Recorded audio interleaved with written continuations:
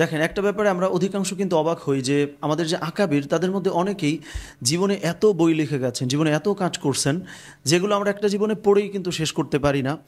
তাদের জীবনে তাদের এত বরকত কিভাবে ছিল সময়। এখন ব্যাপারটা কি তাই যে তাদের কোনো ফ্যামিলি ছিল না, ব্যবসা বাণিজ্য ছিল না, পরিবেশ ছিল না, পরিবার ছিল না? তাদের কিন্তু সবই ছিল। তাইলে হ্যাকটা বা রহস্যটা কি? রহস্যটা হচ্ছে, আমরা যদি কোরআনের একটা আয়াতের প্রতি জাস্ট লক্ষ্য করি, যে দেখেন আমরা যখন আকাবিরের কোনো জীবনী পড়ি আমরা আসলে কি পাই? আমরা তাদের জীবনী পড়ে দেখি যে কখনো কখনো তারা সারা রাত তাহাজ্জুদ পড়তেছে, কোনো কোনো সময় তারা সারা রাত কোরআন তিলাওয়াত করতেছে। তার মানে আমরা আকাবিরের জীবনী যখন পড়তেছি আমরা কিন্তু দেখি তাদের জীবনের একটা বিশাল সময় জুড়ে ইবাদত বন্দেগী, যেই জায়গাটা তারা আসলে স্যাক্রিফাইস করতেছেন না। এখন আল্লাহ সুবহানাহু ওয়া তাআলা কিন্তু আল কোরআনে বলেছেন যে মান জা বিল হাসানাতি ফালাহু আশরু আমসালিহা, যে কেউ যদি একটা ভালো কাজ করে ওটার এগেইনস্টে আল্লাহ সুবহানাহু ওয়া তাআলা তাকে 10 গুণ দেবেন।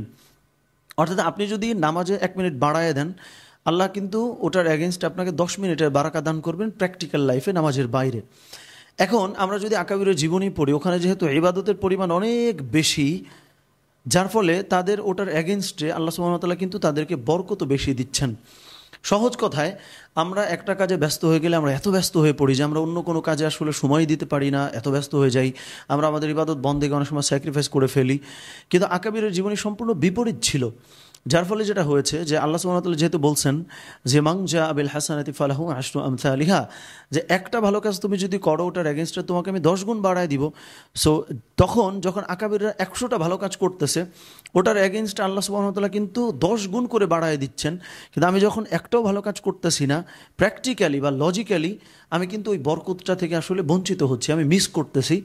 সো এইটা আমার মনে হচ্ছে একটা খুব ছোট্ট রহস্য, যেই জন্য আকাবিররা রমজান মাসে ধরেন আপনার একাধিক খতম কোরআন পড়তেছে, কিন্তু আজকে আপনি হয়তো ব্যবসায় এত ব্যস্ত হয়ে পড়েছেন যে আপনি নামাজে যেতেই সময় পাচ্ছেন না। আকাবিররা কাপড়ের ব্যবসা করতেন, যেমন আমি এটা এই জন্য বললাম যে আমরা ইমাম আবু হানিফা রহমতুল্লাহ আলী সম্পর্কে জানি। তিনি বিখ্যাত ব্যবসায়ী ছিলেন। এত কিছুর পরেও তিনি কিন্তু একাধিক খতম দেন কোরআন। রোজার মাসে তিনি তাহাজ্জুদ পড়েন, নামাজ পড়েন।